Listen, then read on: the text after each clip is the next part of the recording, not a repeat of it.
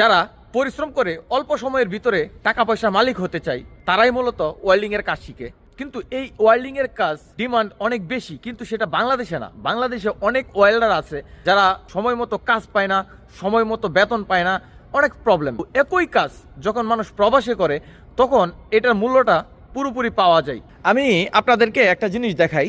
এইখানে সকাল থেকে আমরা কয়েকজন ওয়েল্ডার ওয়েল্ডিং করতেছি। যেমন এইখানে আমি ওয়েল্ডিং করতেছি, ওইখানে আরেকজন করতেছে, এখানে আরেকজন, এরকমভাবে আমরা এখানে কয়েকজন ওয়েল্ডিং করতেছি। এইখানে দেখুন আমাদের এক ভাই বন্ধু, এই যে দেখেন ওয়েল্ডিংগুলো করেছে, এই যে একটা ওয়েল্ডিং, এই যে দেখেন পরিস্থিতি কেন এমন হয়েছে আপনারাই বলেন। এই ওয়েল্ডিংটা এমন হওয়ার কারণ কি? এখন বিষয় হচ্ছে এই মাপের একজন ওয়েল্ডার বাংলাদেশে কত টাকা বেতন হওয়ার কথা ছিল আপনারা একটু কাইন্ডলি আমাকে জানাবেন।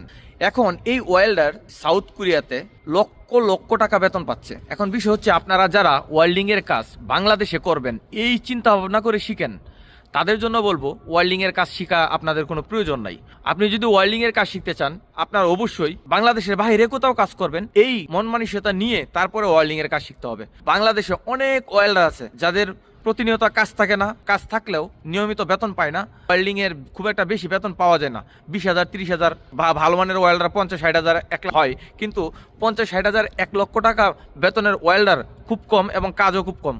পাওয়ার প্ল্যান্ট ব্যতীত এই ধরনের স্যালারি পাওয়া যায় না। নর্মাল শিপইয়ার্ড বা ওয়ার্কশপ বা নর্মাল যে কাজগুলো আছে এখানে 20,000 25,000 30,000 টাকা পাওয়া যায়। এখন আপনি যদি ওয়েল্ডিং এর কাজ শিখে দেশের বাইরে আপনি কাজ করবেন, এই মন মানসিকতা নিয়ে যদি আপনি ওয়েল্ডিং এর কাজ শিখেন তাহলে আমি বলবো আপনি ওয়েল্ডিং এর কাজ শিখেন।